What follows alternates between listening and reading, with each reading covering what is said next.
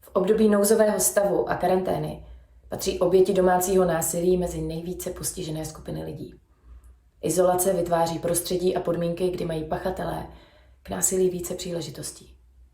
Oběti týrání jsou často odstřihnuty od své rodiny a přátel a v době koronakrize se situace ještě zhoršuje. Dveře mnohých domácností se zavřely, což může zvyšovat stres, napětí i agresi. A to nejen v rodinách, kde se domácí násilí odehrává již delší dobu. Do toho zvýšená konzumace alkoholu, strach, nejistota, nedostatek financí, což zvyšuje ohrožení dospělých i dětských obětí týrání. Nepřehlížejte násilí ve vašem vztahu, ani ve vztahu vašich blízkých. Nedejte se. Fyzické násilí, to, které je vidět jen špičkou ledovce.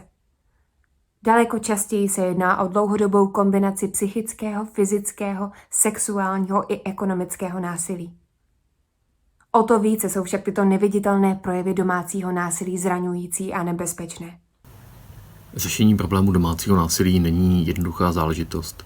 Vystoupit ze začarovaného kruhu domácího násilí vyžaduje od oběti vždy velkou dávku odvahy a síly. Nebojte se otevřít pomyslné dveře a kontaktujte Akorus. Non-stop linka, mail, chat. Nezůstávejte s tím sami. Pomohou vám.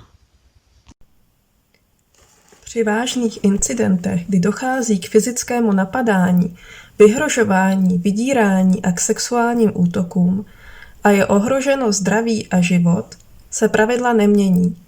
Stále platí doporučení vyhledat pomoc u policie ČR na lince 158. Policie funguje a musí fungovat i v nouzovém stavu. Zákony platí pro všechny a domácí násilí je trestný čin.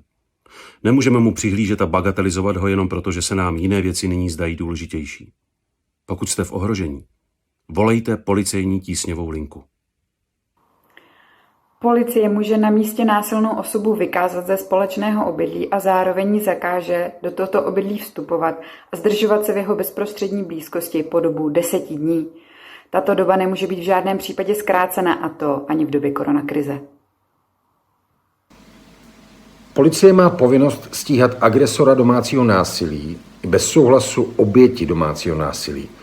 Můžete tedy domácí násilí ohlásit, i když nejste sami jeho obětí, ale víte, kde se zrovna odehrává.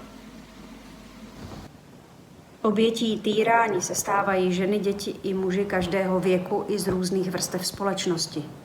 Není ostudou stát se obětí domácího násilí a stejně není ostudou volat o pomoc. Nebojte se ozvat.